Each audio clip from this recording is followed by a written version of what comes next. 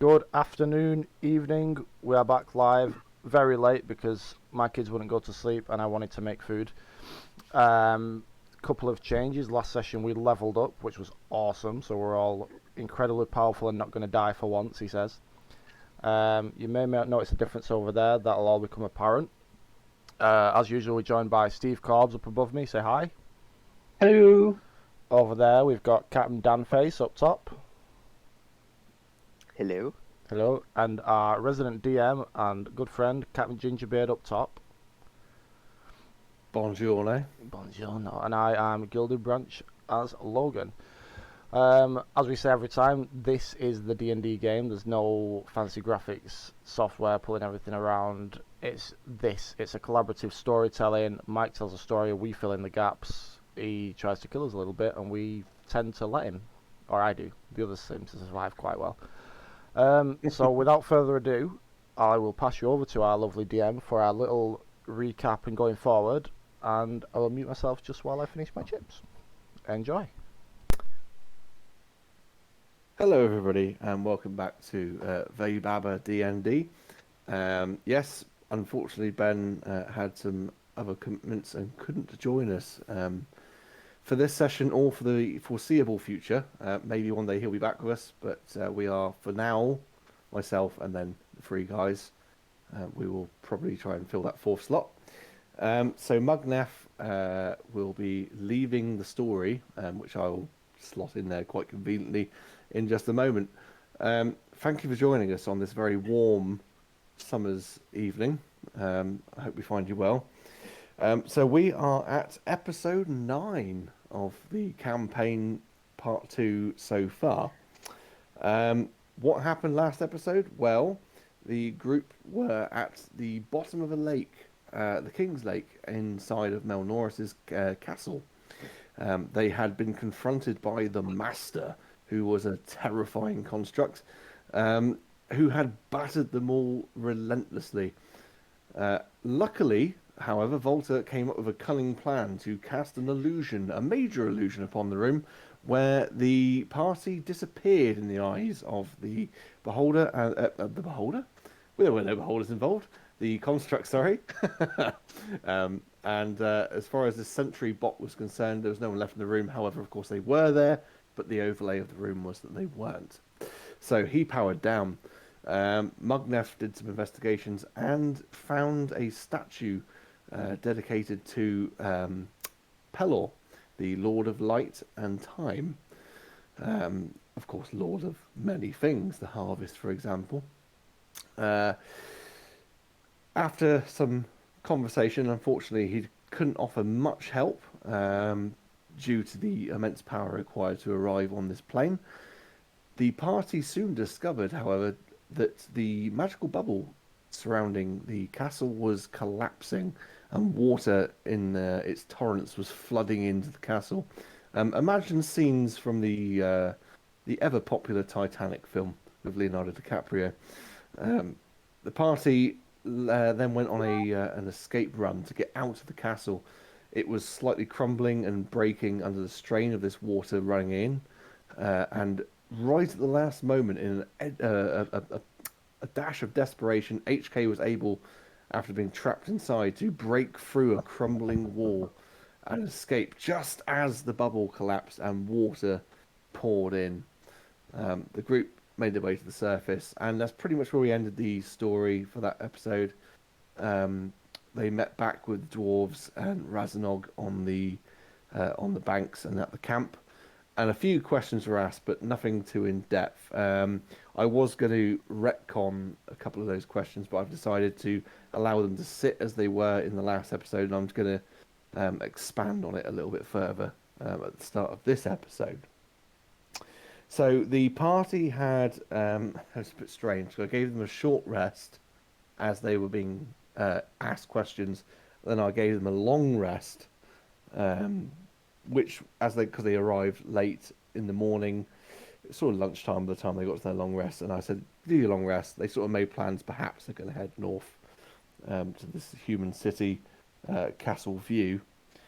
But during the long rest in the daytime, a few things have happened. So perhaps they may have taken naps or such during the day. Um, but for HK, he has sat and rested, and he has shut down, as has been the theme throughout this part of the campaign. He has shut down. And this is where we find ourselves now. The rest of the party, whether you are sleeping, doing a light exercise such as reading or perhaps training or something like that, speaking with the other dwarves at the camp, HK has shut down. And for HK, your standby mode, you have just gone completely black as you did in the first episode, and you find yourself just floating, weightless again, with nothing much to see, nothing much going on. You know you're not in your metallic body any longer. When finally you find yourself in a room of banners draped from ceiling to floor. It's crystalline and also like marble effect on the walls and the floor. Uh, and there is a man fully armored in white plate mail with gold trim. The armor seems to give off almost like a holy light. And he has short black hair, a scar like claw marks across one side of his face. Sharp features, angular jaw, piercing blue eyes, and huge angelic wings on his back, but furled in as he's sat on this crystalline throne. And he says, "Battle Unit 193726149338217. I sense you are here with me now. You seem to have lost your way. Your mission isn't over yet.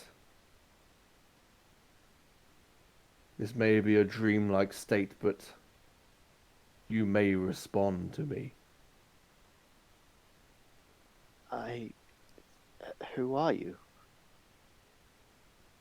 You do not recognize me? I am your master. I am Malnorus. Though I agree it has been some time. Centuries, in fact. Oh, Norris, we've been seeking you for a long time now. Why have you summoned me here? I haven't summoned you. I haven't summoned you. I was reaching out to find you. I found you wandering in the cosmos. Your being. It appears you have shut down, as did one of your brothers not too long ago. And I reached out to him as well. I have spoken with him, and I have told him as I am going to tell you now. I am deeply disappointed. Narfiliac still lives. Was it not your mission, your primary objective, to destroy Narfiliac? It was. Our company was decimated, sadly, and they fought to the death, and I was left stranded there. I did not pose much of a threat on my own, so sought to bring back the news to this world that we had failed. He interrupts you and slams his fist on the arm of the throne. He says, "I will have silence. I will not accept such excuses in my empire. You were tasked with one job. You were my elite. And you have failed me. You may not rest until you have dealt with the threat that is Narfiliac. When you have dealt with the threat that is Narfiliac, perhaps I will restore you to your former power. I sense that you are weakened. You must join up with your brother. He is an island somewhere on the world that you inhabit, Vaybaba. For now, be gone from my sight. Maybe When you have better news for me, I will be in a better mood. And the image fades, and you return to darkness. For the rest of the party, this happened shortly after returning to camp, when you all started to rest. And you probably might be aware that Raznog has had to summon someone to try and repair HK. Oh, hello. I'm hearing some very strange noises. It's okay, I sorted it. Anyone else? Okay, cool. You'll be aware that something has happened and Raznog has summoned someone to try and repair HK or do something to rectify his current state where he is shut down. And this takes the remainder of the day and into the evening, where they just say to you, just go to bed, just go and sleep. We'll be here. We're not leaving until we've solved this problem. We're not leaving. And so you do. You go to bed. So we head into the next day. For Logan, you sleep and you get a really good rest. As you start to wake up the following morning, though, you just hear in your mind, "I'm coming for you, bitch." I forgot all about this. Just as you wake up, with a Scary. what the fuck? Walther, you, however, have a very pleasant sleep. You dream of sunshine and rainbows and unicorns. But when you wake up, you stretch and yawn and rub your eyes, perhaps. But you wake up with the strangest desire to murder someone. I thought he was going to say something along the lines of having a morning wood, but no. It took a darker turn. No. Also, I'd just like to point out, Dan, Well, of course it did. you had one of those conversations that was like, I'm not angry with you, I'm just disappointed. That's where it was going. And there is a reason for that. There is a reason which I did hint to Dan at, so whether he picks up or not, I don't know. But we will get back to that at some point in the future. But you guys, you wake up and a couple of, these dwarves, they come in and, yeah, go looking. And they're like, breakfast is ready, it's out on the fire, come on, let's go, you're awake, let's go. And they take you out there, Logan and Volta, and you head out and you sat around and you got plates and you're sort of eating, bacon, sausages, or whatever, perhaps, if they didn't have any fresh supplies, whatever perhaps they hunted in the early hours. But Raznog will approach you. So this is the furthering of what we said before, because I don't think I was particularly helpful last session with being knackered after that escape. And he comes to you and he says, "Morning, lads. Obviously HK's not here, but I've had, I don't have any engineers or nothing with me like that, but there is a tinkerer, Grombron Ironbeard, and he's been working on HK throughout the night to try and restore power. And he's informed me that he's severely damaged internally. His power core has taken huge damage, and his systems have suffered some massive power overloads. I don't know what you've been doing, but he's really badly messed up. The longer you go without finding a way to resolve it, then eventually he's going to shut down and he ain't going to wake up. Or he's not going to power up. I suppose would be the most accurate way of describing it. That power core is fading. And he's a Mark 1.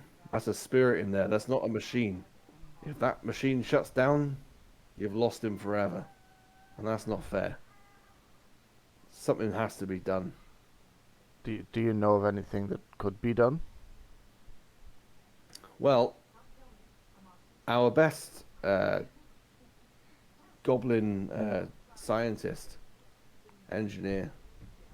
And I'm just going to re-explain for the party, because it was a long time ago in the first part of this campaign. And for those of you watching or listening at home, goblins in this campaign are very similar to those of World of Warcraft. They are not the evil, disgusting creatures that you find in, say, Lord of the Rings or in normal 5e lore.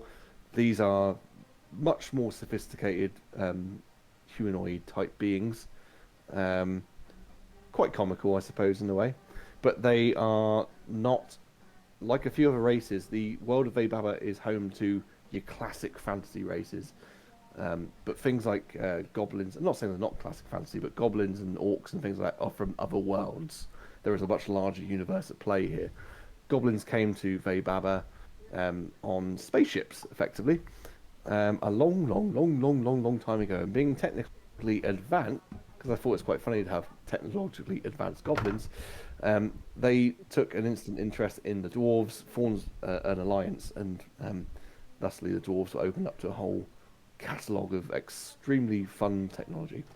But anyway, yes, so Raznog will explain to you that, yes, the head of the Goblin Science and Engineering Division, and he'll go on to say, she took a team to the east to explore a strange transmission. Some sort of device that she had in her workshop picked up something. But if anyone can fix HK, it's her. Her name was Misa Sanaquizi. She took a whole expedition force. Just goblins. All of your goblin friends have incredibly memorable names, right?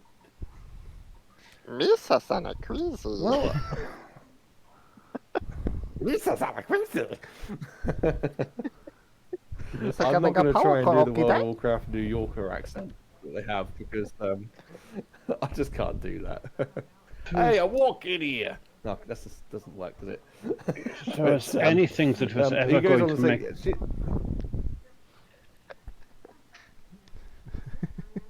Go on. I was just going to remark that if there was anything that was going to make me feel even more murdery this morning, it was going to be the Misa Sanaquizi in the voice of Jar Jar Binks, who, let's face it, deserves to be murdered in most brutal ways. Walther. So by all means, keep saying the name in that voice and see where it gets you. Did you sleep well, Walther? You're looking a little bit tired under the eyes. I do not feel myself this morning. Just Speaking of which, not myself. Well, before you have any further conversation, because obviously you're being spoken to by the king at the moment, you can carry on that in just a moment. He will carry on and say, this Goblin expedition force, they went off to chase down this transmission. They felt it was really important, so she took her trusted group with her. They've been gone for months though, but they went to it was an old volcanic island. It's known as the Scar, but we've not heard from them for months. It's out in the far east, just off the it's far east, off the coast, far east from Carnlodia anyway. But I had some time to reflect back on your findings. So before I wasn't too sure on certain things that you said, but there's definitely a name that springs to mind. Some elven witch. She could commune with the dead. Something you brought up in that previous conversation. It just got me thinking over the course of the evening. She used to be in Atlantalos, probably gone south for the rest of the refugees. If she's still alive, her name was Pandrea. What was her last name? Panadrea Salontu. Something like that. Panadrea Salontu. But inside of Carnlodia, I'm still not entirely sure about dwarves that may be followers of Pelor. But there are farms in the outlying lands surrounding the fjords and the plains. They probably do. I mean, he is the Lord of Light, and I know that farming types do, especially humans, they do worship Pelor for that reason. So go, I mean, if you're going to try and find people who worship Pelor, check out the farmlands and the fjords around Carn Lordir. I mean, they're easy enough to find. Just you follow the main road and just take any of the roads leading off. They're pretty well established. They're just not as paved. And you might find something that way. There is a small village adjacent to the fjord known as Sunspire. Might be worth looking into. Sunspire's definitely got, I'm pretty sure they got a chapel there, and it must be towards Pelor. Must be. But if I can offer you some advice, I know you're desperate to get up to Castle View here, just north of the lake here, but I wouldn't for now. We need the humans. We need to get them on side. We're going to build this army and get to Atlantalos and try and take it back. But the people of Castle View, we have trade deals with them, and they're going through some pretty tough times at the moment. Very tough times. They got a new lord. He's all about the money, and I think they're on some kind of lockdown because of that elf that's going around with the dead. So it's going to be pretty tricky getting in there, and if you do, it's going to be a hard time to convince them right now. But men and elves, they seem to like each other, so maybe you can convince the elves to help you first. If they know that we're trying to help and take back Atlantalos, maybe just having them on side will help convince the humans to come on side, and then we have an even bigger force. But I think the biggest thing you've got to remember is HK really needs help. I don't know how much longer he can go on like this. From what I've been told, he hasn't got long to keep fighting. That power core is going to fade and it's going to go out. He needs help. And if anyone's going to help, it's going to be that Goblin Science crew. Now, I don't know what they're up to out east. Like I say, we haven't heard from them in a long time. But if they're still going, if they're still alive, if what they found is there, maybe that's going to be the help you need. So, those are your options, lads. You go south, try and convince the elves that we're here to help. And then you go and try and seek out the humans. Perhaps the elves can help with diplomacy there. They're not going to listen to me. We're dwarves. The elves won't listen to me. You're going to have to go down there and speak to them yourselves. The humans, like I said, we have trade deals with them, but it's getting tough at the moment. So I think get the elves on side, get the humans on side. Because of that, we could have another meeting, bring the dwarves in. We got ourselves a fighting force to get rid of this. That this elf could be in a the fighting north. chance. But for now, you need an army, lad. You need an army, and at the moment you haven't got one. I've got I two. can give you as many at the end of my dwarves as I can sleeves. give you, but I don't think it's going to be... I don't think an army of dwarves is going to be enough to take an entire island. Let's face it, Lancelot is an island. But as I say, HK needs help. I think And the best hope our you got best for that move lies in the east. would be to awaken HK and gather our party. See where Mognuth got up. He's sleeping in, obviously. And then... Actually, Mognuth's not here anymore. What do you mean, what? He went with Let me quickly wake scouting party HK. ahead. 1 second. Excuse me. HK's already awake. Oh, I thought it was still But- out of it, sorry. Oh, So if you want to get up from the fireplace and sort of leave your breakfast and head off, HK is just in a tent where this guy's kind of like finished working on him. I just wanted to kind of grab him, Dan, because this you sounds remember like what a we bit said about- important. Well, yeah, you can do. That's fine. Obviously, as I said, Dan, you know from our private chat, the penalties and stuff that we imposed, if you remember. Or do you want me to go back over it? No, you're cool. that's right. I got it. I just don't want to give too much weight to everyone, because I think it's One it's quite a nice little surprise HQ. for them. Well, not a nice surprise, but yeah, no memory of this place. Yeah, you can find him. He's just in a tent, and he's been patched up, and he's just sat there, and he's looking. As far as you can tell from the machine, he looks worn out. He looks tired. HK, you're back with us. Are you well? I am functioning at probably around 30% capacity, but I'm willing. I appreciate you saving me. We have some leads on what could help you out, but quickly we've got to go and listen to the king. He's got information for us. By all means, lead the way. He will head back to where the king was. And yeah, I mean, he would say, yeah, Mugnef, he left in the night. He's gone back with one of the scouting parties. Obviously, we're getting ready to ship out. We're sending scouts ahead just to make sure the road is safe. And he's gone back to Khan Lode. Didn't say why. Whether or not he left you a note, I don't know. But it seemed quite important to him. Oh, we should search his room, guys. If any of you want to find the letter, you have to read it out. You find it. It's in the mystical tome of Discord. In the ancient text channel called General.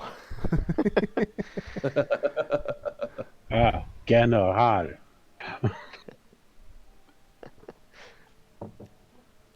Who's finding it? So, I've got it. Do you want me to read it? You found a note? So we find a little note. Yes, it seems to have been written by Mugneth. I hope you don't mind that I took up this opportunity that lays before me, but with the dwarves building a castle and airship, it gives me opportunity to oversee the setup of the library and make sure airship has the right maps. That's incorrect grammar, but okay. In addition, it gives me chance to observe the dwarven court and write several books that I've decided to work on over the last few months.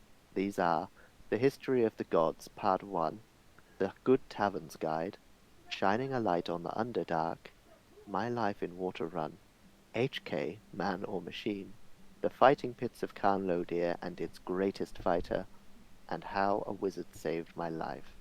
I'm sure I will come up with more ideas, but that is for another day. Anyway, if you need any help, you should be able to find me in the Dwarven Kingdom. Mugneth, son of Ishil.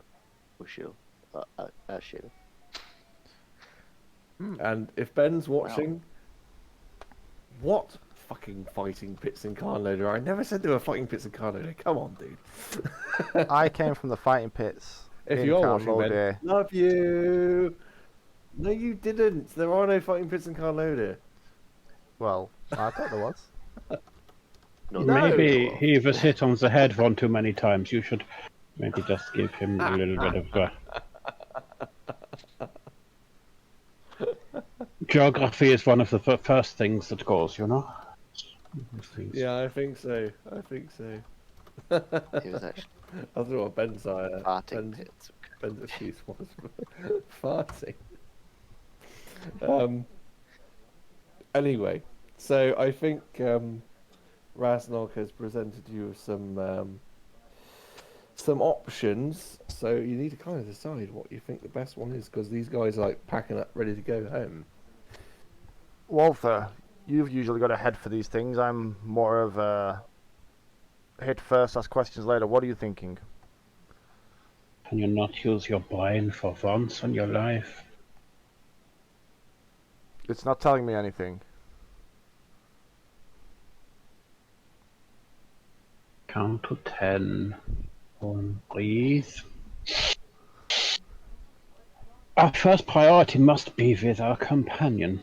If he dies, what's the point of carrying on anyway? The second point of action after sustaining our companion's life must be to recruit the elves. The third thing must be then to take the elves and persuade the humans. The fourth step is then to the dwarves. The fifth step, providing I maintain my temper, is to then attack the people who must be attacked. Goodness sake, I mean, it is not that I complicated. said you had a head for these things, but you just said exactly what he said. I mean, I could have done that. So let's go. Let's go try help HK. Oh, yes, excellent. Go. Let us. I'm glad I thought We of know. this. Away! Well done. Oh my God, I fucking... So with that, Raznog will say to you, right, I'm glad you made your decisions. Please do bear in mind, it is coming up for midsummer. It's warm. I'm sure you've been able to tell. Have you got provisions for heading out in the heat? You need plenty of water, unless you find some fresh supply. And there is, of course, the river, which flows along the road most of the way. But I mean, have you got supplies? surely you, for with all now? your kingly abilities, would be able to supply us easily for our journey ahead. Your Majesty. Well, no. Actually, we brought enough supplies Just for ourselves. no. Well, we brought food, we brought water, we brought beer. We're camping next to a lake. We got pretty much everything we need, and then we're going to go back home again. If you're going to head out, you got your own problems. I'm giving I you would an say that airship as the and a fate of your house. entire kingdom What more rests do on you our want? shoulders, it would be easier for you to provide us and then just get some more on your way back than for us to tarry even longer and potentially lose the world. I'm giving you a headquarters and a ship. What more do you want? Fine. I'll get my quartermaster. He's going to give you some food, dry rations for the road if you haven't already got it. I'm only And asking some enough water. so that we can go to a place en route rather than taking longer to go to the city to then go. Enough. Hang on. Enough for how long? Just so that we can visit a place that's en route to stock up more ourselves. Well, that's the second question. Which route do you want to take? You can I think follow we're the best road. looking after going on our ship and going, was it west, you said? Where the party had gone the HK route. That should be east, I believe. I knew You're that. gonna go on Yeah. you're gonna go on your East. ship.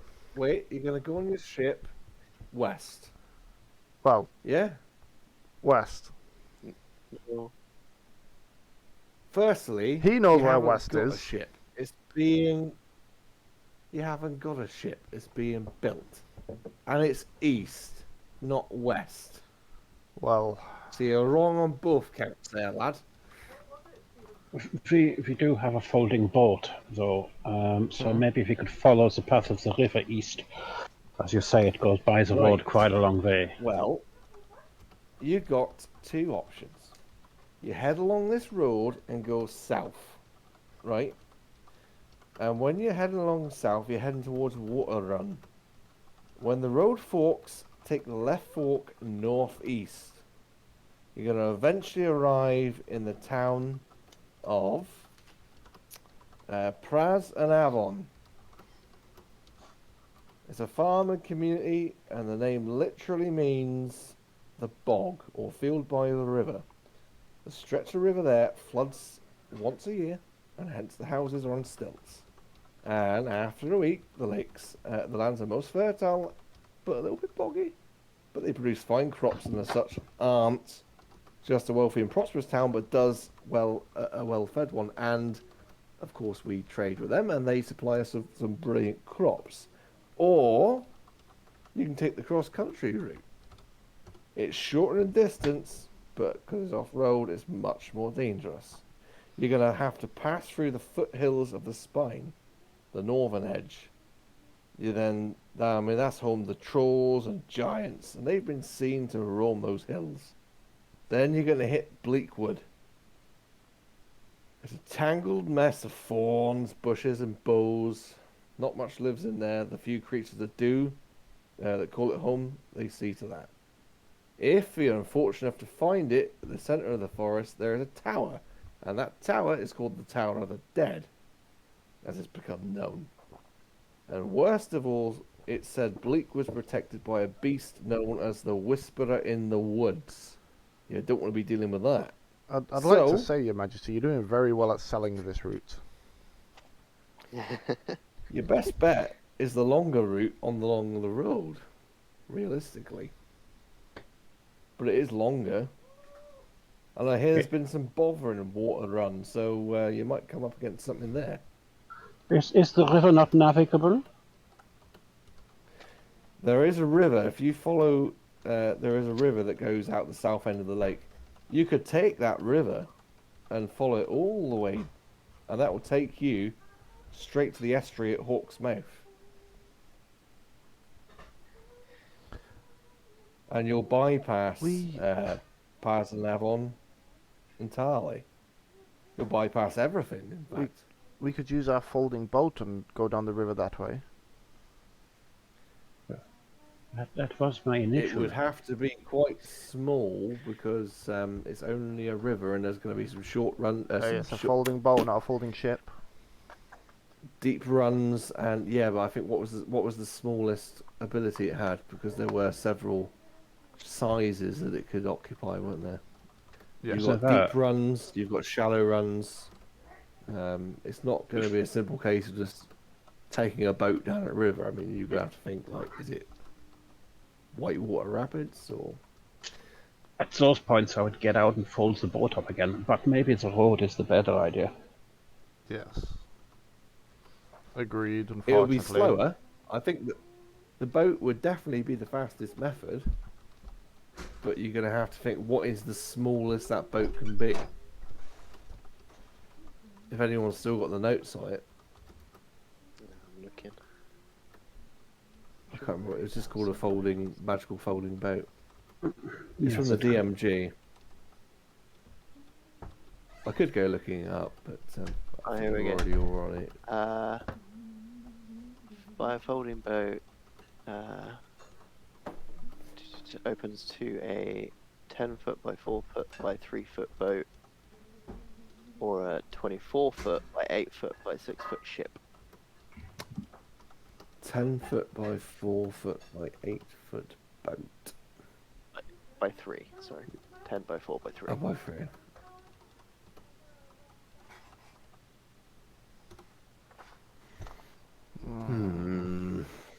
You are the nautical one amongst us, and it's DM's call. That's at what this I'm point. thinking. That's what I'm thinking.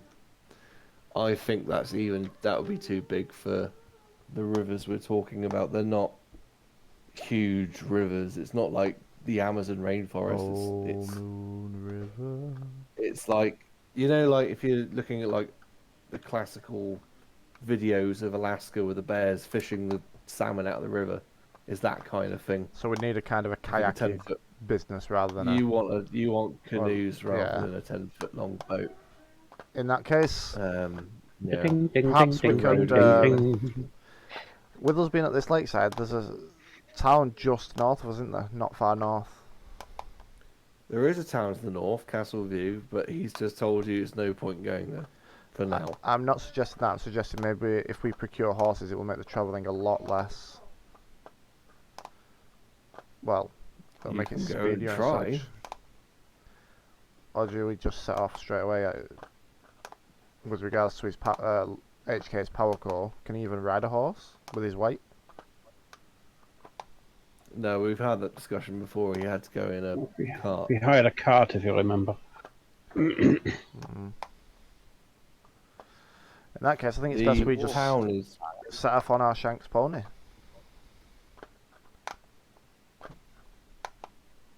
Could we take Harriet with us, perhaps? Ooh. Harriet Glory Weaver. She'll But be under down her her ship. glory She's hole. already gone. She's already Capable gone. of She's com- heading back to. She was going back to Waterhold, wasn't she? Because she was going to find some further bits out for you. Okay. Did she receive her reward for bringing us here? I don't recall actually physically giving it to her, but I think she would probably receive it one way or the other.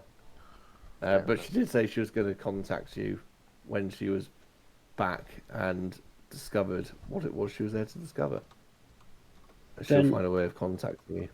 Good king, could we prevail upon you to send a message to Harriet, telling her that we are on the road east, and to meet us with all expedition in her airship when she I can, can, if you would be can kind certainly enough to ask. do that. I can certainly ask one of our company to send her a message. Yes. That would be very helpful, great king. Thank you. I think that is the best we can do, is to hope that Harriet will overhaul us with the airship and speed our way. But for the sake of HK, we Well, should maybe...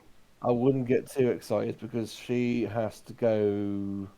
Basically, I think it's a week's journey from where you are back to Waterhold, and she's only had 2 days so far on the way back.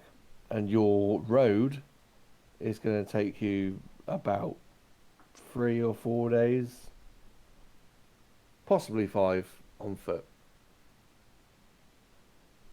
Yeah, I'd say about 5 days on foot. So by the time she gets there and comes back again, you're already well into your next part of the journey. What's the time difference between the shortcut through the foothills of the Spine and the Between the road? path of doom and the nice walk along the river. If you were to look at between the path of XP and roleplay. Yeah. If you look at the map which I sent on the messenger thing, if you were to look at the lake in the center of that big island, Groenland, which is where you are, and then draw pretty much a straight line to, pardon me, the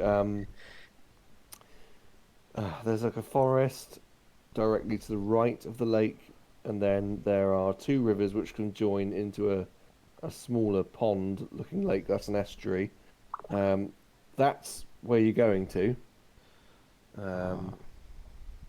And the road, as you'll see, takes you way down south towards Water Run, back up northeast to a settlement, and then to the estuary.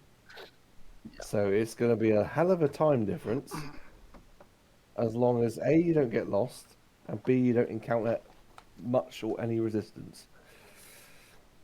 I'm sorry that's not very exciting for people watching or listening, because we don't have a map to put on the screen. I do. I'm going to throw it up in a few minutes. You just carry on. You're going to throw it up. That's terrible. For people watching, there is the map.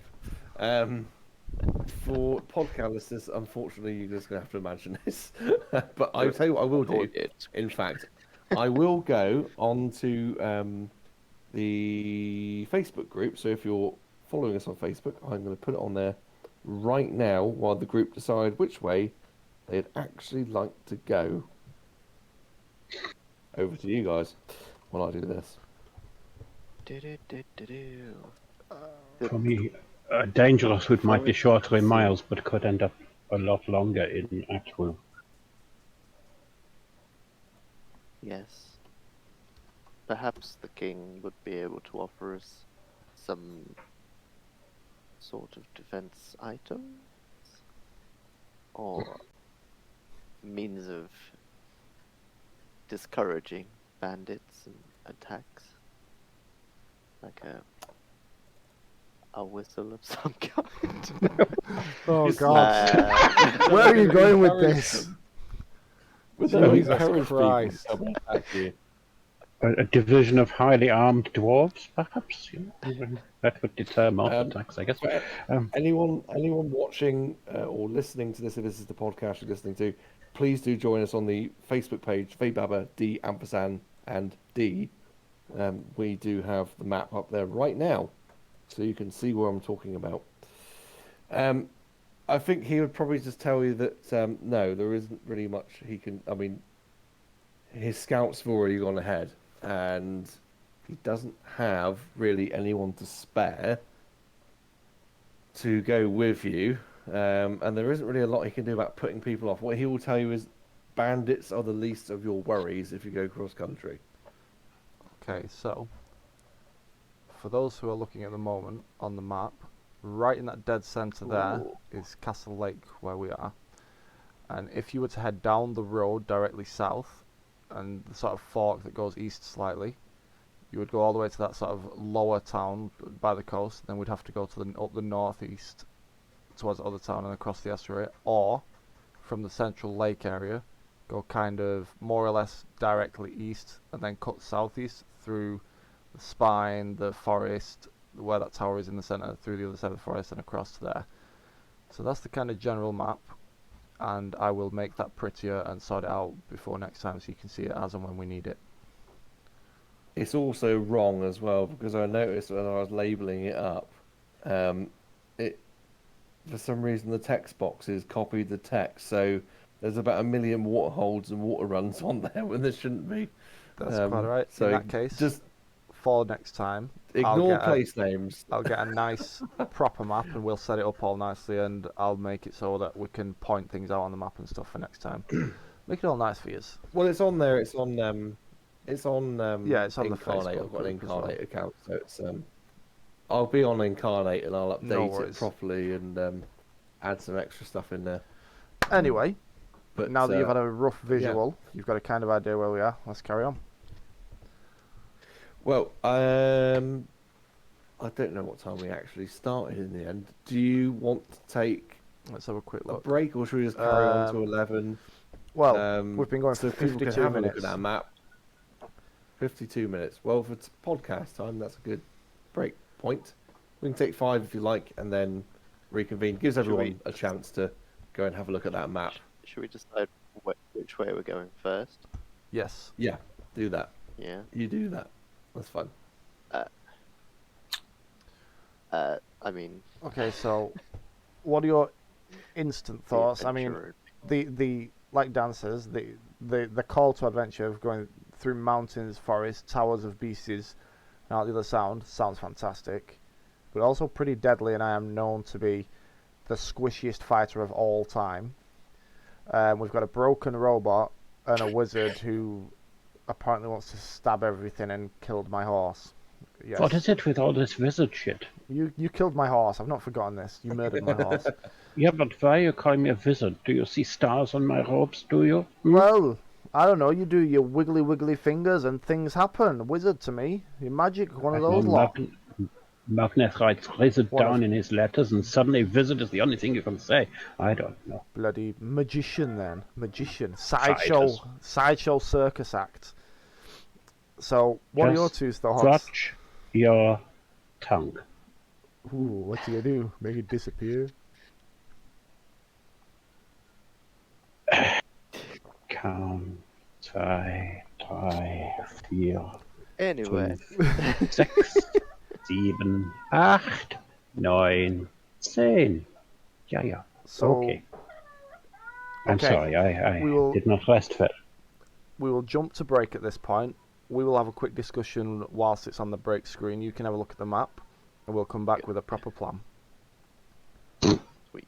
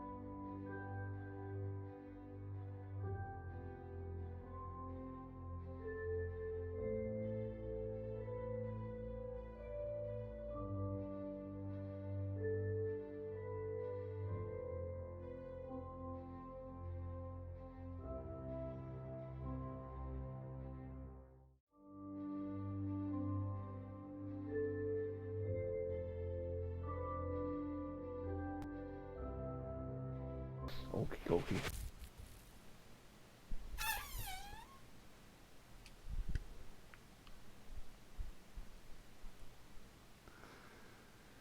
What? Couldn't help yourself, could you, Mike?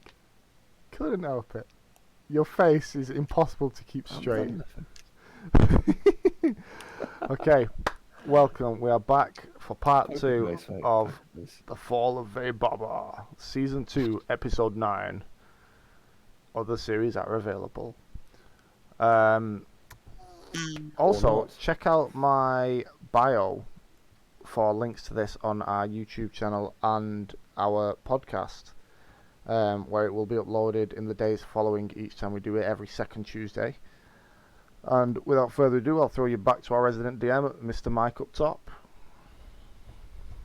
And I'm going to throw it right back at God right damn back you. at you guys. Because this is down to you. What do you want to do? Yes, So, before the break, we were making a if you decision. just join, if you're just joining us for the second part here, the group have a choice to make. I mean, they're going to go east in the hope of restoring HK, our resident Warforged. They have two options. They can take the safe route and go along the road, or they go cross country, which has been advertised as an absolute death trap, but a lot quicker. I mean, there's nothing more I can do. I mean, it's you guys. I can't do anything else until you have made a decision. So, during the break, I had to do a really quick runner because my kids were up. So, I left the decision down to our resident sidewalk magician and his glamorous, shiny assistant HK. So, what have you come up with, guys? Well, what they did say was, I can tell you now, is that they're going to get a horse and a cart and strip you naked and strap you to the cart, and you're going to go at least 20 feet ahead of them, cross country, and anything that wants to eat or kill anyone is going to go straight for you. I mean, I'll be erect while it happens, so I'll die happy. You won't die that happy with strapping you to the underside of the cart. Oh, fuck! No, obviously not. But no,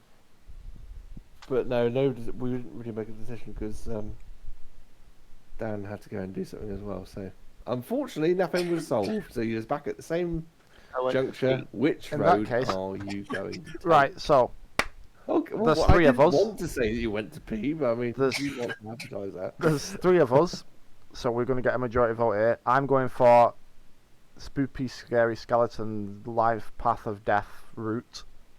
Walther, what's your mind saying? I vote for the road. And HK, you're the deciding factor here. He's going to get his trusted D2. I knew it! Yep. Yes is the road. No is death trap. No. Spoopy, scary Trap skeletons. We're going to the forest. So, upon announcing your decision, which way you're going to go, Raznog will say to you, right, well, make sure you got provisions. Lake's right there if you need water.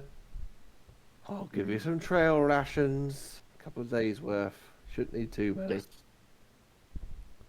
He extends a hand and shakes your hands. Good luck, but whether I see you again is another thing, I suppose. Your ship, however, will continue under construction, as will your keep. So, send word and let me know you're safe. Go now and let Moradin go with you. Fly, you fools. He turns his back and heads to his camp where they're packing up, ready to go. I say we just straight up set off then. If we say that we collect the rations from the king with a few days trail rations, I'd say we just go for it. Make sure water skins are full and all that sort of thing. Fill your water skins and any other vessels you have.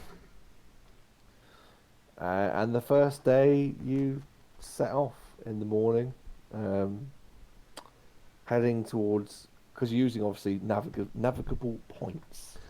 And the first one is the foothills of the Spine, the navigable. The mountain range that you see on the map there. Totally the not forest, ripped off from Aragon. Other mountain ranges are available. From where? Aragon? Aragon, Eldest, Brazinga, and Inheritance quadrilogy is the mountain range where he goes hunting and there's dragons and shit, is the Spine. I've never seen it. The fact that you said seen it and not read it is even worse. Yeah. That was the most awful Well, film adaptation of all time. It was directed by M. Night Shyamalan, I for God's assumed sake. you meant it was a film. It is a film, Right, but we don't for talk anyone- about For anyone in the audience of this game, and well, I mean, you guys know me well enough, surely. I don't have time for reading. I don't really enjoy reading. that, unless they're picture books. I don't have time to watch things because I'm always, unless they're picture books, I'm always too busy to watch things. When I do finally get a chance to watch telly, it's usually so late at the evening I just go to bed. So I've never seen or read whatever it is you're talking about. It's I thought quite it was a alright. fairly generic name, The Spine. It was a fairly generic name, The Spine, for a Are you mountain saying range. that Paulini, one of the greatest authors, is just kind of generically pulling names out of his ass? You basic. Well, I do. Yeah, basic bitch, I mean, Paulini. I do, and I think it's Christopher. I isn't it? do, and I'm pretty, basic. Right. As an aside, For those let's of head you- to the Spine. Well, anyway, yes, head to the Spine. For those of you looking at the map, I did get a little bit bored while I was doing it, and I haven't completely. It's not a complete grassland with a few outcrops of forest. I mean, it's more advanced. There's more forest and such, but I just couldn't be bothered to fill it. It takes a long time doing maps on Incarnate, and It does take a if long you're time. unemployed and have no children or wives, and you can spend all day in your underwear in front of a computer, then yes, you have time to fill these things in, but I don't. And it's just a generic map. It was meant for my reference more than anyone else's, and I've just shared it with you all because it makes life easier for everyone. So It does indeed. don't at me or DM me or any of that nonsense. All right, it's Cancel what it is. culture. It's called The Spine. I haven't ripped it off. I've not ripped it off from anyone because I don't know who these people are or what it is they're even talking about. It's called The Spine. It's a generic name, and that's all there is to it. So they're heading towards the Spine, the foothills of the Spine, which are very dangerous. And it's going to take them, a couple of hours. I mean, they left off in the morning. It's certainly going to shave a lot of time off going this way. But they sort of head off across. The first thing they're going to encounter is a woodland on the eastern side of the lake, and they sort of pass through that, and they encounter a further road, which is leading down from Castle View, and they can quite easily skip across there, and the mountains are in full view, just off to their right, in the south from where they are, and you're just crossing across grassland. There's the odd outcropping of trees and such and the like. But as you become drawing closer and closer to these mountains, the ground becomes more like a moorland. There's open expanses of grass. There's rocks. There's boulders, and you start to get the impression you're probably moving into the foothills as the ground becomes more hilly and treacherous. And this is your first warning. This is where Raznog had said to you, you might encounter trolls and what else did he say you might encounter actually? Oh, bloody hell, where's it gone? I really enjoy having a small notebook because you Is have that what to you go call looking. it? What did I say? Figured. What did I say? I even Hey? Nothing. Carry on. I'm in a very giddy mood. I apologise. I can tell. The note was actually right under my nose. Literally. Right under Giants. my face. Trolls and giants.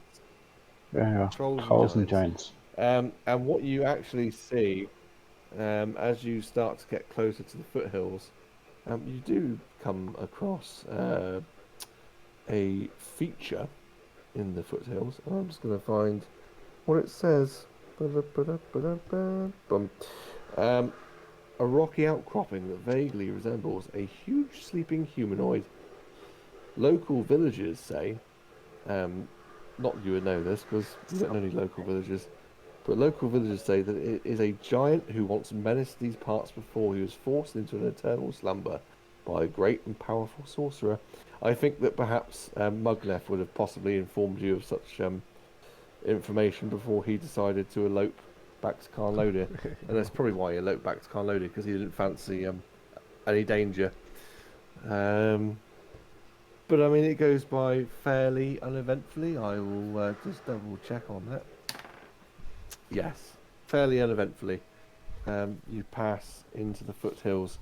You're going on for lunchtime. Might be a reasonable time to stop and eat, or if you want to eat on the road, you certainly can. That's entirely up to you. Because I don't think it's safe when the DM goes, you might want to stop and eat, and his voice goes up. Well, I mean, I'm just giving you a chance to say we would like to stop, or we would like to just eat while we're walking. With it just being trail mix, Because at this point, I reckon we try and get as far as we can before nightfall. What do you guys You think? might have had fresh food. You might have thought, oh, I've got a bit of meat in me Pants? pocket. I fancy cooking it. You know, that would affect things that happen. You know. What do you two reckon? Because I know I'm out of like fresh produce. I mean, Yeah, I'm also out of fresh produce. There is no fresh produce in my pockets. I've got Does Hedge even have I mean, I pockets? often like to.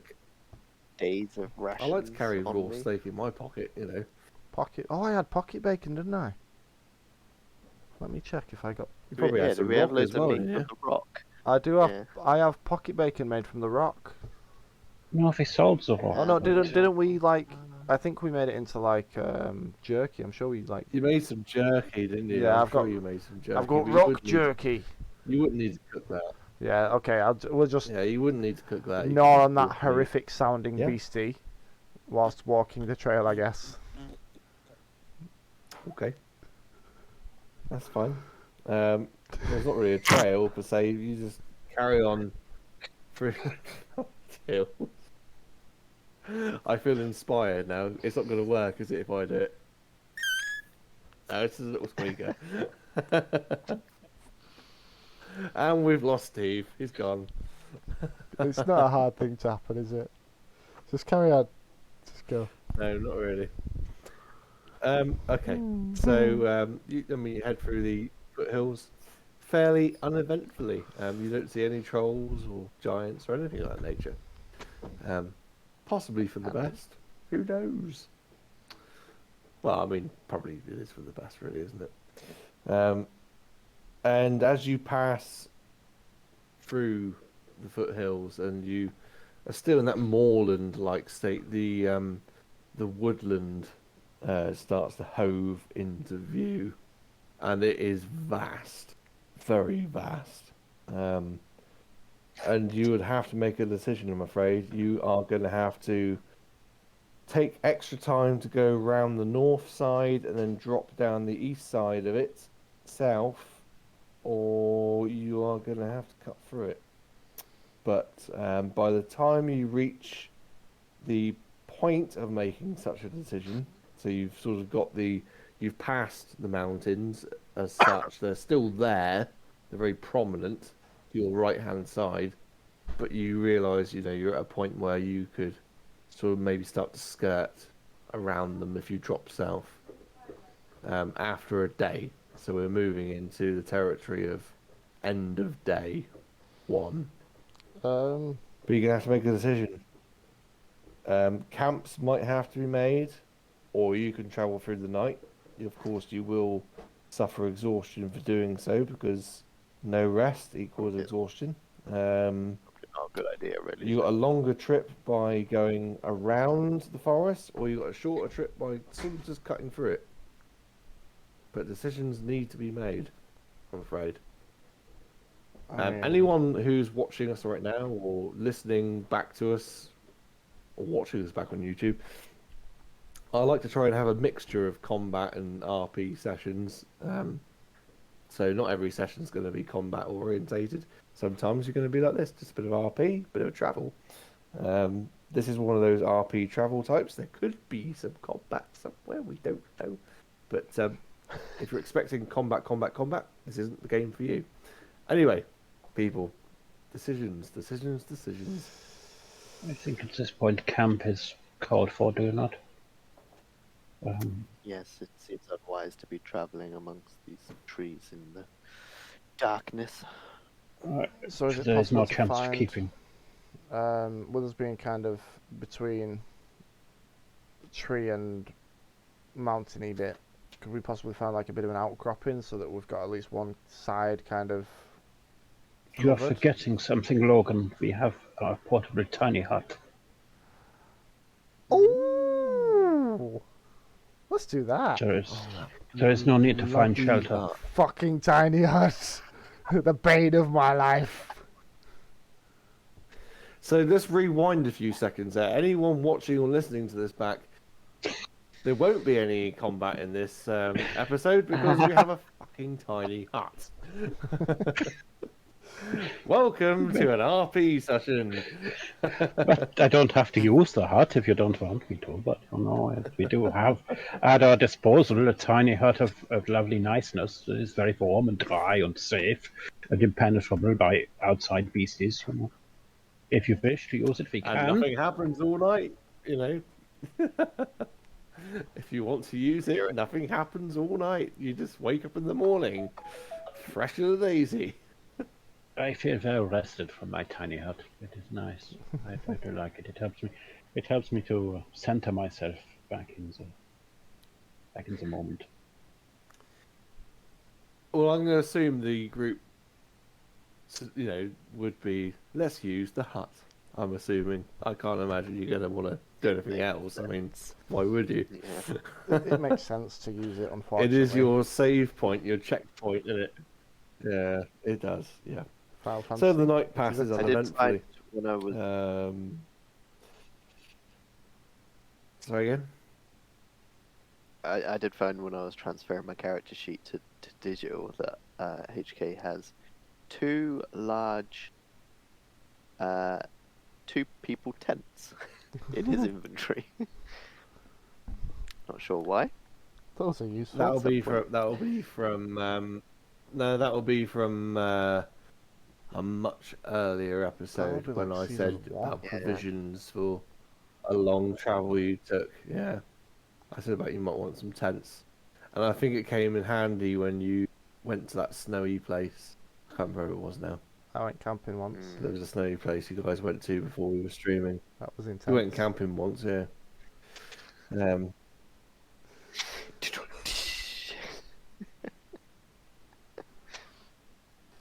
My wife told me off for that joke as well, don't worry. For podcast listeners, I am shaking my head intensely. Anyway, Awful. let's make Awful. camping inside this tiny hut. Decisions still need to. Wait. You've done. We've done that. It's the next morning. You still need a decision made. Are you going to cut through Bleakwood, or are you going to skirt it and add extra time to your journey? Cut through. Cut through, why not? Cut The magic through, comes this we're way already We've anyway. taken Yeah. a shortcut. We may as well make it as short as we can, right? Yeah, why not? So, Onwards! you are finishing your camp, and you're in the sort of foothills on the border of this forest. And as you sort of look into it, you're trying to find an entranceway, and it's full of thorns and bushes and boughs, as I said. But it's a tangled mess, and there really isn't much room to move in there. And you start to push your way in. Have we got a marching order? What order would you like to be entering into Bleakwood? March. See back. I don't I- want to be entering anything with Martin, thank you. Whoa. That's a sore point. Don't bring that up. I'll go into the middle. I will take up the lead, I guess, as we're having no one jumping at the gun. I'll take up the lead and be kind of swiping a few branches away with my giant sword here and there. Marching shouldn't be Okay. a sore point for you. You were not with us when marching was with us. He was a sore point for the rear end No, of that's lead. right. Sore point for who? Nothing. I see.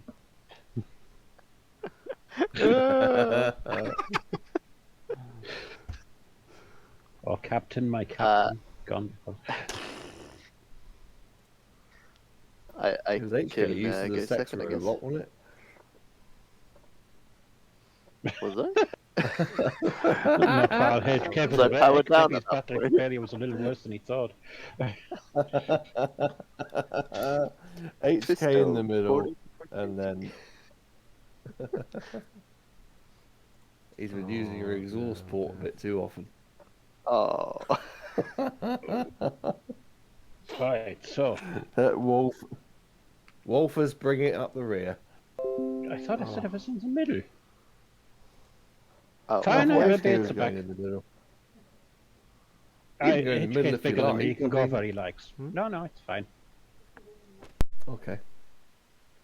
I just thought you liked it up the rear, that was all, but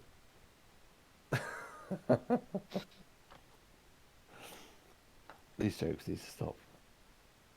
It's mostly my fault. So, Logan, you're smashing your way through. HK's in the middle. Probably just enjoying the fact that you're smashing your way through and he doesn't have to do much work. And Volta, you're doing practically nothing but following. It is the I best mean, see way, I what think. happens. Maybe a fireball would help us get through this forest. That would be safe.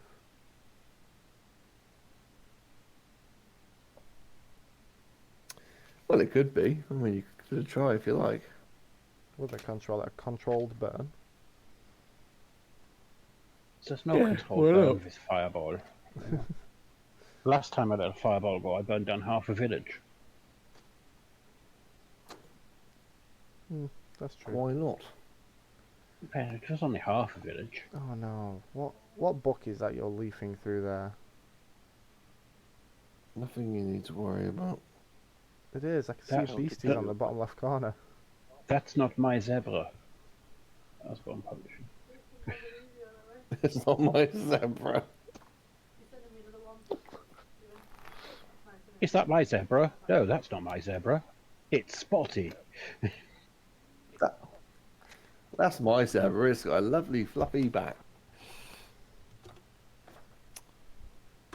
Well, you're just pushing your way through at the moment. There's nothing I am. really particularly to worry about. What? Dan's just Is got that some funny? mischief. Ignore him. Oh, right, okay. I do generally, but I don't actually look at you three on the screen. I just look at myself while I'm talking. I just talk to myself. It's quite therapeutic, really. No, it's not. I'm joking. I don't really look at myself. I mean, obviously you're smashing your way through, so there's no point in stealth checks or nothing because you're not trying to be quiet. You're just gonna break through. But what I will do is, who's got the best passive perception, please? And it's gonna have to be pretty bloody good to beat what I just rolled. My Not quite passive for me. perception is 16. 14. 10. Has Mike frozen, or is he just ignoring us all? He is fixing us with the stare of the DM. It's squinting. Look at him squint. Look at him. Look at him, he's got the tiny eyes of a think- shrew. Come on. Do you know what? Mike's one of those people, because I've never ever seen him without glasses on. When he takes his glasses off, I bet he looks like he's got tiny pinprick eyes. I think he has actually dropped right now, hasn't he? No, he's giving you a really bad death stare. Right, we're going to very quickly go to Burb screen while we try and get Mike back, and then we'll be right back. Stay tuned for more idiocy. optimize your chance to insult him. Duckman has nat 20 perception. Yeah, why not? We'll give him nat 20 perception. I'm Burbs. sure he's like slightly Burbs of moving. No, he's not. You can literally see the pixels. His camera's gone to grains. Right, coming we'll back be shortly. right back. It's fine.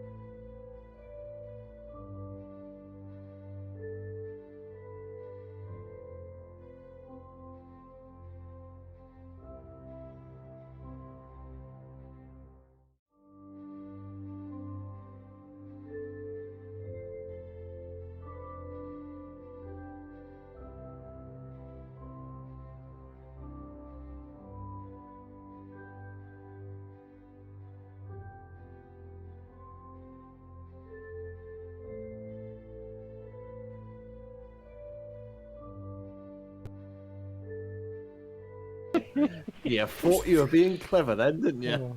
It was very well done, Dan. You held it really well. He did. But the TV was a big giveaway. Okay, so we've got our DM back, and we all thought it'd be absolutely hilarious to pretend we were all frozen when he came back, not realizing that behind both me and Dan, you guys can't see it, but when this is uncropped, we can see each other's TVs on in the background with moving pictures and stuff. So it didn't really work out, but regardless of that, Mike is back. We have no idea what the last thing he actually said was because he froze for a while. So we went for marching order, and you asked us for our perception. Is the last thing I know of. Yes, I did ask you for perception. So I said, what was your passive perceptions?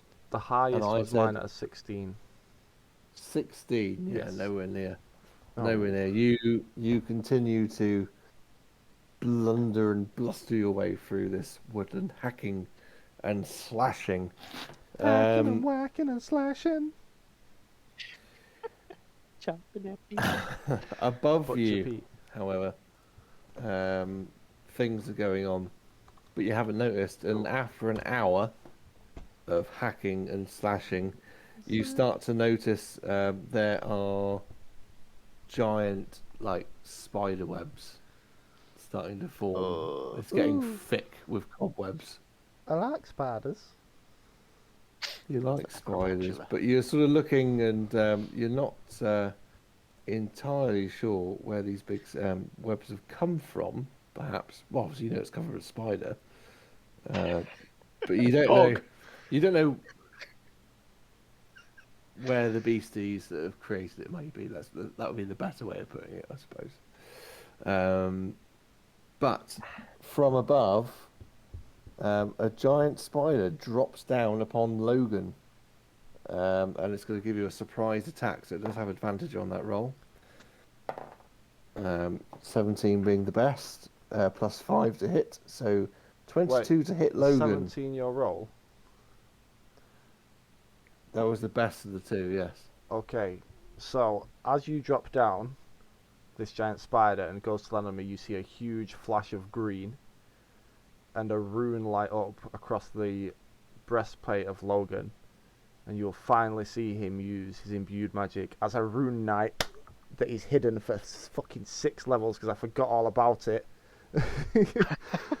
But this is a surprise attack.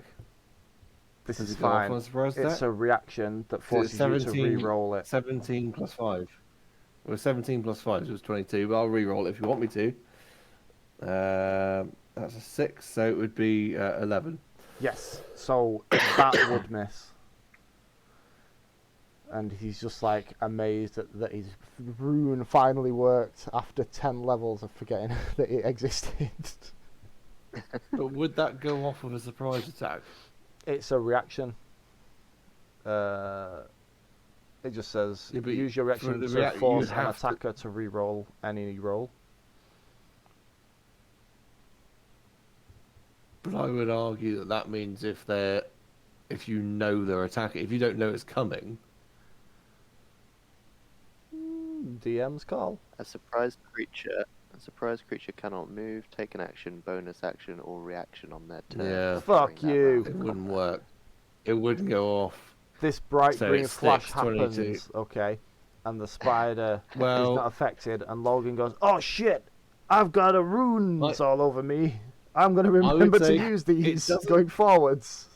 You don't see a You bright green ruined my flash on big this fucking turn. moment. You know what? Go away. Well, unfortunately, when you read how these things actually work, you won't be so in ruin. This is not. But no, it doesn't. So 22 to hit you, I'm afraid, as the spider comes down and drops on your head. Fuck you, Dan. Reading up proper ways that things work. Yes, that hits. Whether he read it or not, I wasn't going to let you have it. This I mean, is me. surprise attack, you can't react to that. This is not going to happen. It's like a Yes, trap it hits. card. Okay. I mean, look, the consolation is these things aren't particularly strong. I mean, okay. Anyway, 1d8 plus 3. 7, 10 points of piercing damage, and you must make a DC 11 con save, please. God damn it. Con save. To avoid sprouting limbs. Con slave. DC 11. Con slave is 14. So you save, and you take half of 16, which is 8. Whoa. Poison damage, that is. Sorry. And then we will roll initiative. Wait. I have resistance against poison Which damage dice? and advantage on saving throws against being poisoned. So roll it again. What's my con Well, you save? passed anyway. You passed. Oh yeah, I there's no just took need, the you damage. passed it. Okay, I'm good. So take half of 8 again. To take 4. Got Because it's half 21 for the because initiative. you've passed. 21. It's half because you passed. And you got resistance anyway, so half Yeah. that half. I'm good with that. Sorry. What? You just saw the spider. I nearly fell off a chair. I just heard it back. That was cringe. Oh, there got my eardrums, Logan, yeah. what was your What was my what? Initiative. initiative? Oh, sorry, I didn't hear you say. My initiative is 26. Oh. I got my first nat 20 in about 6 weeks. HK? It's 19. 19. And Spidery is Spider-Man. Spider-Man. cool. So the Spiders, spider man. that's dropped down. Logan, you are, happily enough for you, the first to react. So the spider that has dropped down. Okay, so because of Spiddy attacking me, I'm going to try and hit it, which is a 27 to hit. Woo. Yeah, that hits. It's not particularly strong. Which does 13 plus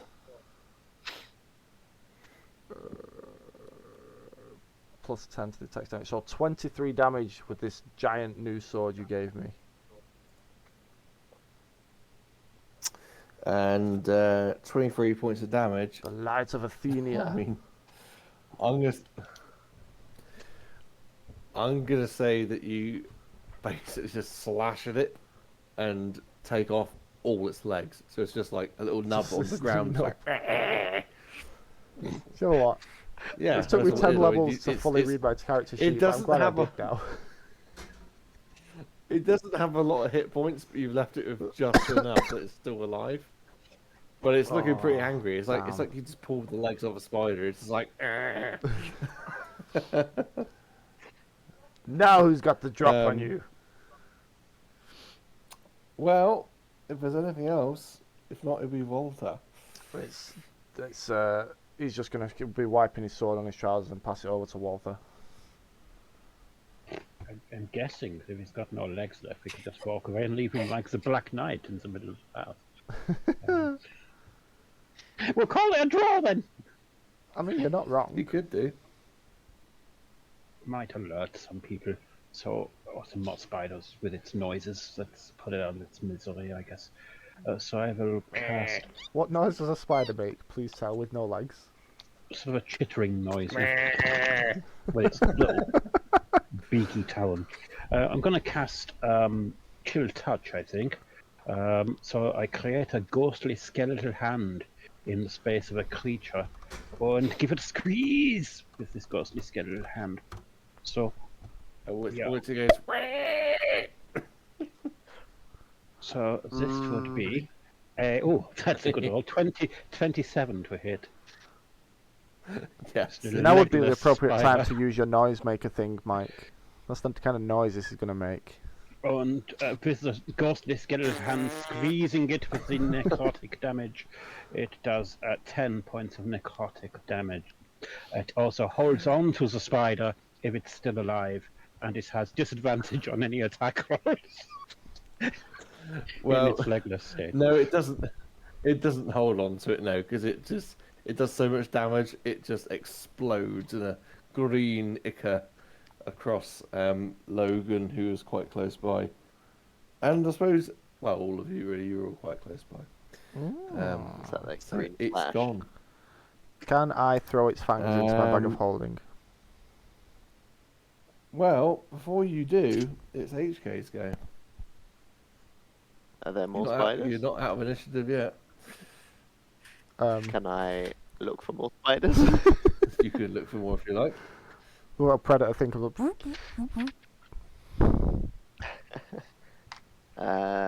Was that perception? 11. 11. Let's see how stealthy they are. They're not very Spiders, stealthy. man. As you look up, there are 9 more shooting down the trees. Oh shit. 9 more spiders coming your Shooting way. And they are going to all go on one initiative, and I'll roll out individually attacks for them. So, God damn. 9 spiders. 9! I'm going to do them in groups because it'll make life. 9! That's one group. That's 2 I've only got groups. 8. That's 3 groups. The first group are going to make. Basically, what I'm going to do is I'm going to do 3 groups of 3 spiders, and I'll sort of direct them however. So, and I'll just do 3 attack rolls. So, if they're successful, then you'll get 3 spider attacks against one person. I mean, they're so low level, you're not going to feel it. Logan's Don't going say to die. that. It's How Logan, big are we he's going to talking die. here? These are Dinner plate giant size or, like, spiders on page. Doctor. These are giant spiders on page 328 of the Monster Manual. Giant spiders are a large beast. Giant? I mean, they're probably like the size of a Labrador. Well, yeah, they're giant. They're not that giant. Like Labrador size. A Labrador-sized spider. I mean, that'd be pretty terrifying in Not a itself, wouldn't it, Labradoodle. really? So, are we running this as in Not a Labradoodle. you no. roll once and it is all 9 of them? Or No, are you no, doing no, 9 no, separate? No, they're on 3 groups of initiative 3 10. branches. On initiative 10, 3 groups of 3. Right, Will so- make 3 rolls, and I'll direct them accordingly. Just before we go into full-blown death mode, what's the kind of layout of space where we are? You're in a very cramped, dense forest. So, what's the Yeah, we've rough got a lot of distance mo- between us and them is what it's I'm difficult asking. terrain. They're dropping out of the trees. They are within 30 feet of you, Okay, which is their movement. So in their turn, they will drop onto you. okay. Because they've had a round to sneak up on you. The first Nom group, nom nom. there they Metagaming. are, giant spiders. Yeah, I don't really like metagaming, but we'll go for it anyway. The first group are 7 against Logan, so that's going to probably be a miss. That is a miss. Yeah, so these guys come down, their pincers are going, or whatever you call those things in the mouth of a spider, and they just miss Mandibles. you and sort of land on the terrain around you. Mandibles, that's right. Second group are going to come Wait, down, wait, and they're going wait. for Wolfer. Wait. With a When creatures within 30 feet of me end their turn, my reaction automatically makes every creature make a wisdom saving throw or be charmed by me. What? Yep. What, every Right, time? well, let them end their turn, then you can do that. You said the next 3, so I thought that was the end of their turn. No, I said all spiders are going to go on initiative 10, but they're in 3 groups of 3. Oh, fine. Otherwise, I've got to track 9 individual spiders. Fine. So let them have their turn, then you can do that. So Fine. 17 on the next 3 to come down to hit Walt. Are you finished? Yes. 17 to hit Just the record, Volta I wasn't on the reading it, next that's 3 to come down. Yes, that's a hit. You sank That's my a hit. battleship. Okay, and then and then the final 3 will do damage in a moment. The final 3 will go against HK with. That's definitely not going to hit. I don't think that's a 9. No. No. Okay, so 3d8 plus 3 each on Volta.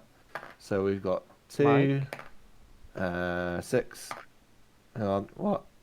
I Yeah. like annoying you, but also when creatures within 30 feet of me hit one of my allies with an attack roll, the reaction also chooses the target to be any creature of my choice within 30 feet, so they would be attacking a different 3 of the spiders. Right, well, these 3 do 23 points of damage between them, Uh-huh. which isn't enough to kill another spider, but they can certainly harm another spider, which is fine. So that will be 23 against him, which will leave him with 3 points of damage. Right, then you can do your reaction Woohoo! to what's going on, because they've done their bit, and that's the end of their turn. So do Okay. your thing now. Okay, so the only other one is obviously them hitting a different group of spiders, and then the other 2 that didn't damage, they need a wisdom saving throw or they're charmed by me, and they have to do a wisdom saving throw each turn to get out the charm. All 3 of them did the damage. No, the ones that missed It's me 20 originally. Right, okay, and they need to do a wisdom saving throw. Yes, please. That's a 0. So 1, 4, and 6. Okay, that's 15. So just those 3 are charmed for 1 minute. They have a speed of 0, cannot move, and they descend into a dreamy stupor. And you repeat the saving throw at the end of just their turns, and if they succeed, it ends the effect. Okay, so they're basically out of it for now. Yes, That's fine. I can't use that again until we sleep. Don't worry. Cool, that's fine. Well, it is Logan's turn.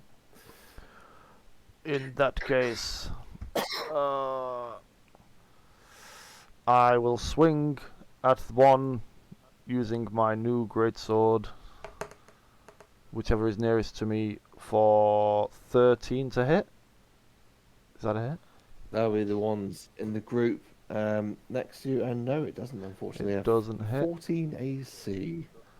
Okay, my follow-up swing is only a... Oh, that's only a 9, so that's definitely no. That's the end of me for that turn, mate. Cool. Volta. You've got Yeah. the group on you are charmed and basically asleep.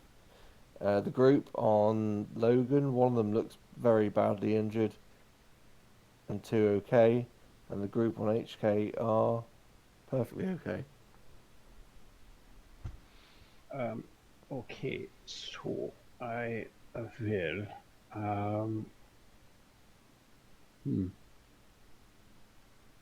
cast Eldritch Blast at one of the ones attacking. I sent one blast at one at HK's one and one blast at one of Logan's ones. I can send them off in two different directions, can't I? Yep. Okay. So the first Eldritch Blast is a 22. Hits. Yep. And that one will do, oh, you Schweinhund, 6 points of damage on the one with Logan's cluster. I'll say you've killed the one that was wounded. And the second one will aim at, oh dear, yeah, will aim at the one by HK, and that will be a 16 to hit. That hits. Yep. That hits. And that one, if I can get D&D Beyond to work with me instead of against me, will be a 12 points of force damage slamming into its little spidery body. Cool. Which puts it at... Oops. Why did I cross that out? See me. So the first one, and it's just an explosion of green goo. The second one, and it hits into it, and more explosions of green goo, but not enough to kill it, I'm afraid. Yeah, it's fine.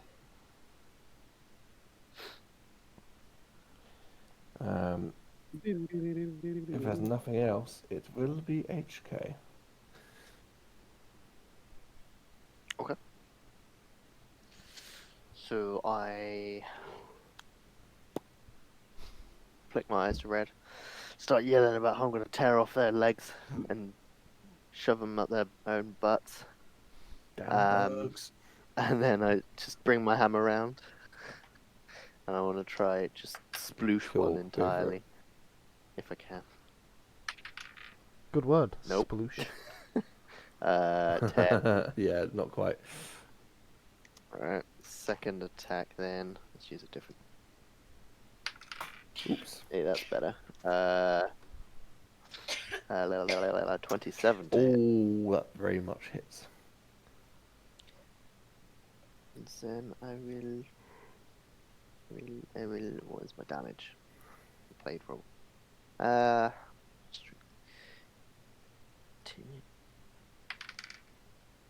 Maximum damage. Plus 14. 14 damage. 14 points of damage. Yes. You smack into one of the spiders in front of you and pulverize it into a squidgy mess on the floor. The one that was already damaged is now dead. In a pool of green, pussy mucus. Anything else on your turn? No. Cool. Well, Group 1 in front of Logan. Roll a 18 to hit. Are these the one that's one damage, or is this the charmed ones? There are 2 left in this one. Okay, and that's a what to hit? Did you say, sorry, 18? That's an 18 to hit. 18 does hit. Yes, it does. Cool. You get 2 lots of d8s. 2 plus 4 is 6, plus another 6 is 12. So you take 12 points of damage from those guys. God damn it. Then saving throw wisdom for the charmed ones, to see if they can do anything, is a straight up 12. No, the thing for it's 15. Okay, so they're doing nothing. So there's 3 perfectly healthy spiders doing nothing. 2 have just done damage to Logan, and there are. Yeah, that's right. There's 2. There's 2 remaining in front of HK. I'm just gonna have a look at this. Cool. They're gonna shoot some web potentially at HK, depending on how they roll. That is what's that number? 7. 7 plus 5 is 12 to hit you. No. So they sort of rear back and the whatever thing, not a penis, but something else, shoots white gunk everywhere. And they miss, unfortunately. So that is the end of the spiders. We're back around to Logan. Okay, he's gonna go for the good old big overhead swing. 1, 2, smackaroo. 17 to hit. 17 hits. 17 hits. For 27 damage. You completely obliterate one of them. So you and it just again. Feel the light of Athenia. Green. Feel the light of Athenia as green pus and goo goes everywhere. That's the stuff. Anything else on your turn? No, I can't do anything at this point.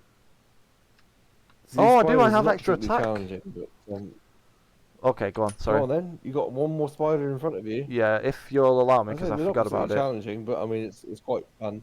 Go for it. Just do it. So one more spider in front of you. That's a 14. I think you said it was 16 there, AC, was it? No, 14. That's what it hits. Oh, okay then. So I don't get my bonus to this one. So it's just 11 damage with the follow-up attack for that one. 11 so damage. You kind of into the first one, making him like cleave in half and explode, and you follow through with a final swipe and smack this one in the face, probably removing one or two of its mandibles, but not doing significant damage to it. At 11, that gives it cool. And so we move on to Volta. So you have one injured one in front of Logan. You have 3 drowsy ones in front of you, and 2 healthy-looking ones in front of HK. I will fire, and I didn't realize in the first round I now have 3 bolts of Eldritch Blast power attack, not just 2. So that was a bit of a boo-boo on my part. But I'm going to fire 1 off at the injured one and 2 off at the ones near HK. Okay. So the first one, the injured one, is a 26 to hit. So that will hit. It hits, yeah. And that will do 13 points of 40 damage. And with that, it's not much left to it really. You saw when it explodes again in a ball of pus flying everywhere. I guess the next 2 will both be directed at the same spider. So the first one is a 25 to hit. Yeah, it hits. Will do 12 points of damage. And the second bolt at the same spider is a 17 to hit. And roll 20 alone and let me roll 3 dice at once. Then it would die. Oh, sorry. Did you say the first one was a 12 to hit? Sorry, did you say? 22. Oh, 22, that's fine. So I was mid-yawn. That's all dawned on me then. That's okay, don't worry. That's cool. And the second one does 12 points of force damage. Cool. And what was the first amount of damage? Sorry, was it also 12 or 24? I've lost my numbers in the head now. It's okay. I had to clear 12 them. and 12, 24 points of damage. Yeah. 24 points total. So, Eldritch Blast flying everywhere. And the first one goes splat, and then the second one almost goes splat. You can see it's kind of like convulsing, but not quite down just yet. Although it is pretty much on death's door. HK, you are faced with 3 sleepy spiders, 1 mortally wounded spider, and 1 very healthy looking spider. Okay. I shall try and smack the healthy boy. Try and make some spider jam. 18 to hit. Definitely hits. Nice. 18. This might be much damage, but rage. Where is Where is it? Just over there, Dan. Oh, plus 3. See? 14, 17. Yeah, 17. To hit or damage, sorry. To damage 17 points of on damage the first attack. on the healthy Yes. one. Yeah. Well, if you give me the total, if you're going to focus it all on one, Okay, right. Yeah, if he's still alive, I'm presuming. he's still alive. it's Yeah. Yeah. the same to hit. 18. Yep, that's fine. And then 11 points of damage. So 17 plus 29. 11. 29. 28. Great. You completely whomp it. It's just splattered under the hammer. And dead instantly.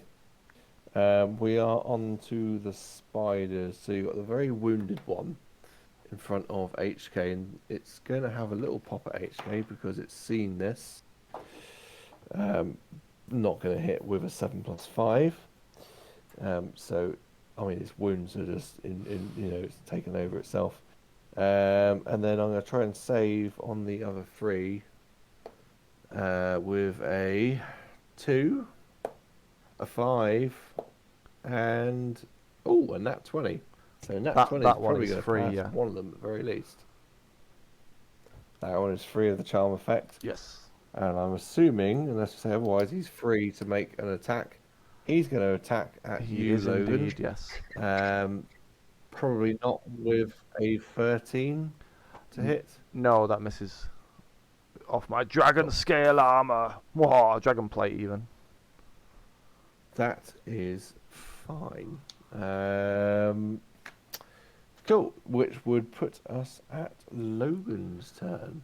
Logan is going to see the one that broke out of his charm and be a little bit pissed and swing it with the flame sword. So 22 to hit. 20 to hit. Oh, that definitely hits. Which is 12 plus 1d6. So a 15 damage. Yep. And so, did you want to hit one of the 3 healthy ones, or Oh, that was for the one that broke the one free. that's pretty much on death's door? The one That that broke free of the so charm. 15 points of damage. Yeah. Yep. And then his That's fine. second swing would be an 11 to hit. Does not hit, I'm afraid. His third swing would be 23 to hit Yes, that hits. Yeah. for 12 plus 5, so 17 damage. Kills it. Kills it. And he'll leave it at that. He'll leave it at that. That'll be at the end of this turn. Okay. I'm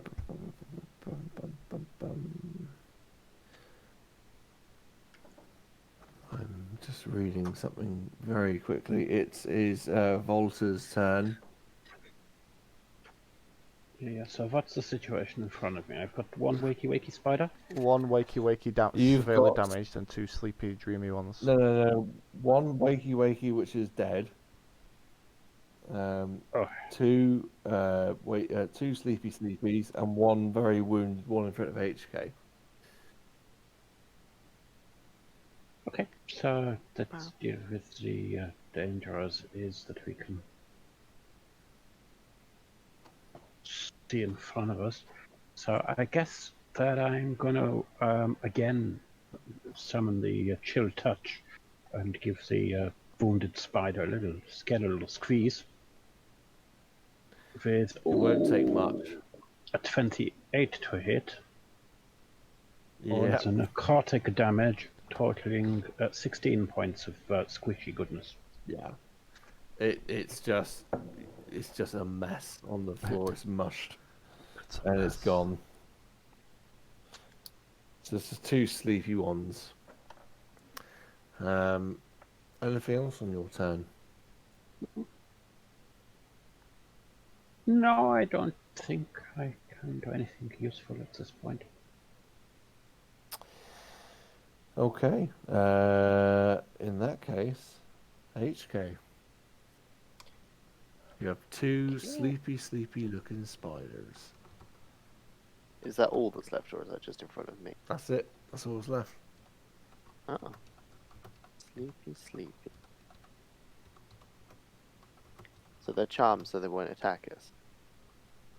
Pretty much. Yes, we damaged them. We've had 4 rounds at 6 seconds. It's not enough for me to a minute yet. I think a minute's something like 10 rounds, something like that. How long do they stay? For a minute, then? Yeah. Stay charmed. It's about Okay, 10 so rounds. Yeah, it's so like 10 rounds with 6 second a round. Okay, in that case, I'll try and squish another. 19 to hit. It hits. Fuck off. That's not good. 9 points of damage. Okay. Second attack.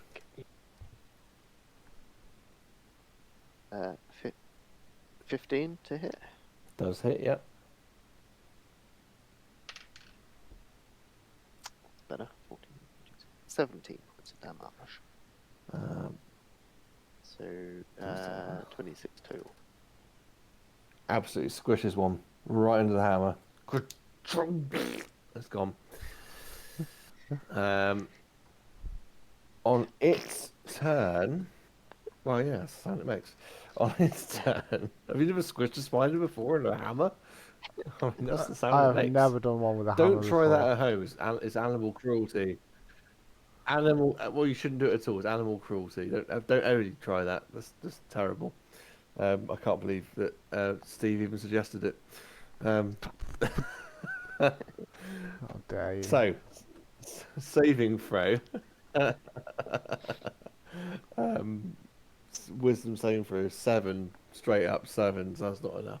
No. But something interesting happens on their turn. Oh, Could no. I get from Logan, please, a wisdom saving throw? Oh no. Oh, no. Oh no. You can. Just 1 second. I have a thing for saving throws. A fetish. No, not a fetish. What the fuck? Okay, so I get an advantage. That's what it is. So, did you say wisdom save throw, didn't you? So, first is 15, second is 14. So 15.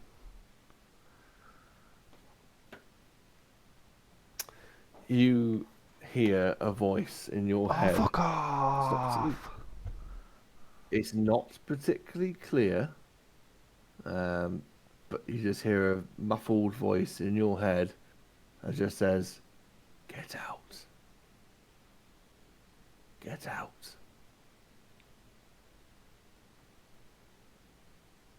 And that's all you hear. And that's where we're going to end the episode because it's nearly 11 o'clock. No! That was actually Yeah. really good. Oh, what a cliffhanger, man. You're left with those haunting words in your head. Damn. Thank you, everybody, for watching and listening and hopefully subscribing and sharing with your friends. We have been myself as Mike, your faithful dungeon master, Captain Downface as Huck.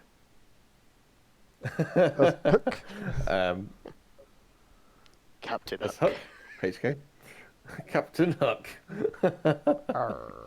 Corbs as Volta, and Gilded Branch as Logan, bad boy of the group, I think.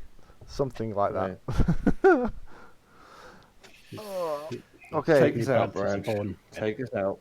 Don't forget to join us for episode 10, 2 weeks today. Should be 8:30 as long as we don't have any issues or children playing up or anything.